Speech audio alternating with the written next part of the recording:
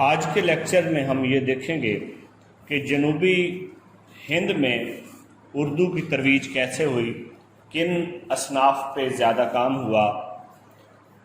اردو جنوبی ہند میں جس طرح دربار کا ایک کلچر رہا، ہماری مشرقی جو تہذیب و ثقافت ہے اس میں دربار کو ایک مرکزی حیثیت حاصل ہے۔ اب ادب، ادیب، فنکار یہ بادشاہوں کی سرپرستی میں رہے۔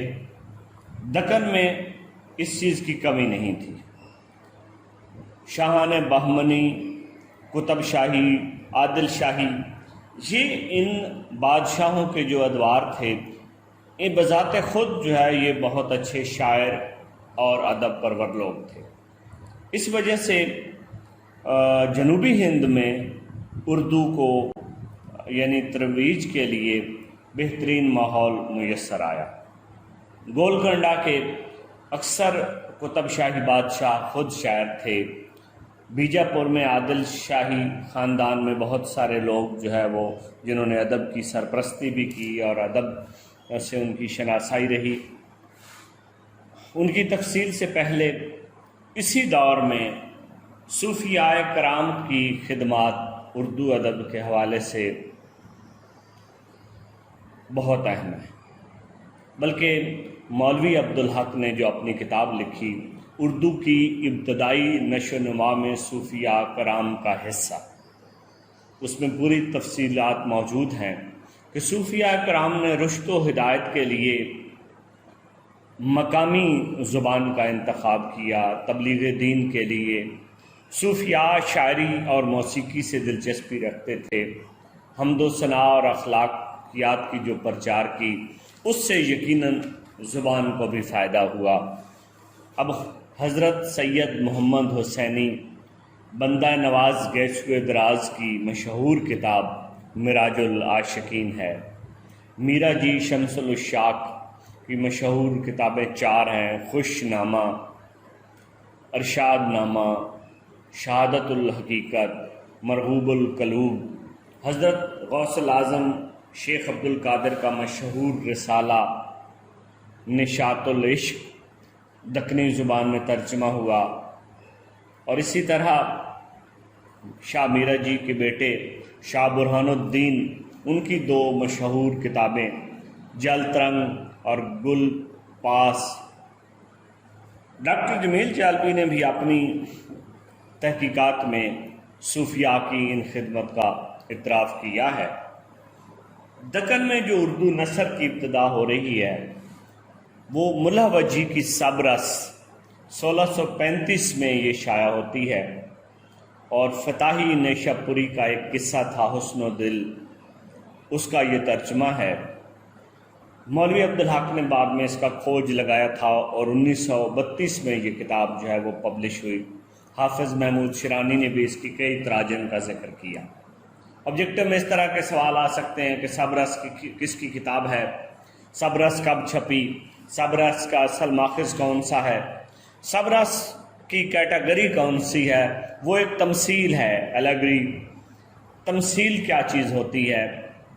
ایک سادہ سی مثال میں دیکھیں، یعنی جیسے اب عقل ہے، حسن ہے، عشق ہے، ناز ہے، ادا ہے، ان کو یہ ایک مجرد چیزیں ہیں، ان کو کوئی انسانی صورت عطا کرنا، جیسے مثلا کہنا کہ عقل میرے سامنے بیٹھی ہے۔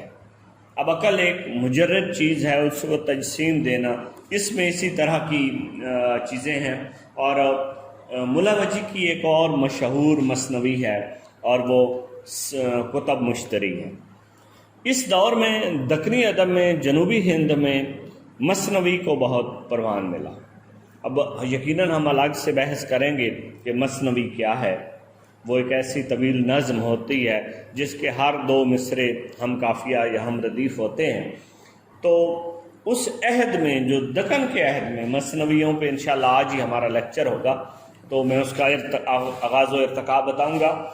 تو دکن میں جو مشہور مثنوی لکھی گئیں وہ ابن نشاطی کی پھول بند، غواسی کی طوطی نامہ سیف الملوک، نصرتی کی علی نامہ، اور گلشن عشق، ہاشمی کی زلیخا، یوسف و زلیخا، اس طرح بہت سارے شعراء نے مثنویوں پہ کام کیا اور مثنویاں لکھی۔ اس دکنی دور میں ایک اور صنف جس کو بہت زیادہ پروان نصیب ہوا وہ غزل ہے۔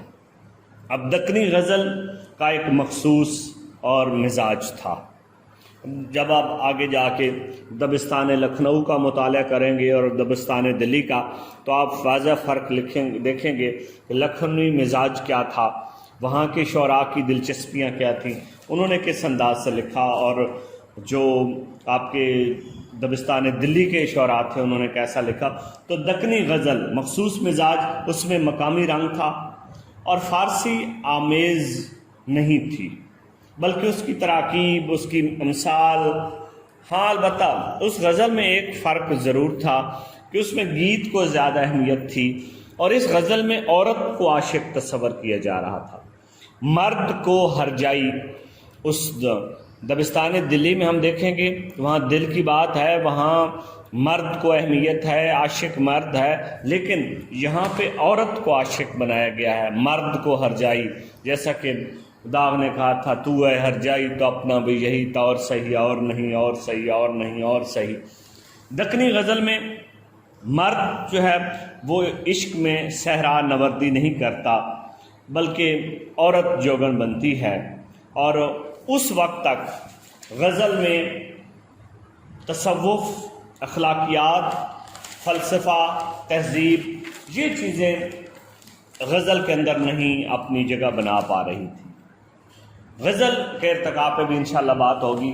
کلی کتب شاہ، جس کو پہلا صاحب دیوان شاعر آزاد نے آب حیات میں اگرچہ ولی کو اردو شاعری کا باوادم قرار دیا ہے، مدتوں تک یہ بات پھر اسی طرح چلتی رہی، لیکن بعد میں جب تحقیق ہوئی تو کلی کتب شاہ گولکنڈہ کا اس کی صاحب دیوان شاعر تھا، اور اس نے 2500 صفحات پر ان کا وہ کلیات، 50,000 اشعار تھے، غزل، قصیدہ، مثنوی، رباعی، مرثیہ، سب پہ لکھا اپنی فارسی زبان میں اور تلنگنو جو ان کی زبان تھی۔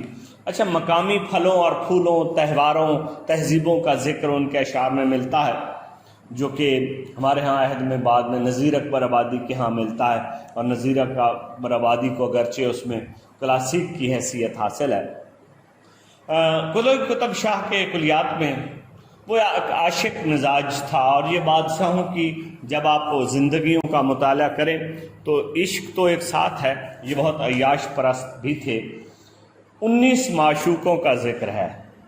ایک اور بھی آپ کو پتہ ہوگا کہ بڑی مشہور کتاب یادوں کی بارات جوش ملی آبادی کی، اس نے اپنے 18 معاشقوں کا ذکر کیا ہوا ہے، لیکن کلیات میں 19 معاشقوں کا ذکر ہے کلی کتب شاہ کا۔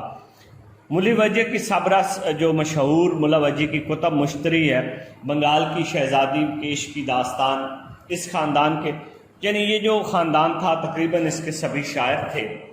لکھنؤ کا یا دکن کا، یا جسے آپ سمجھ رہے ہیں جنوبی ہند کا، ایک اور امتیاز یہ ہے کہ اردو کی پہلی شاعرہ وہ دکن کو اعزاز حاصل ہے۔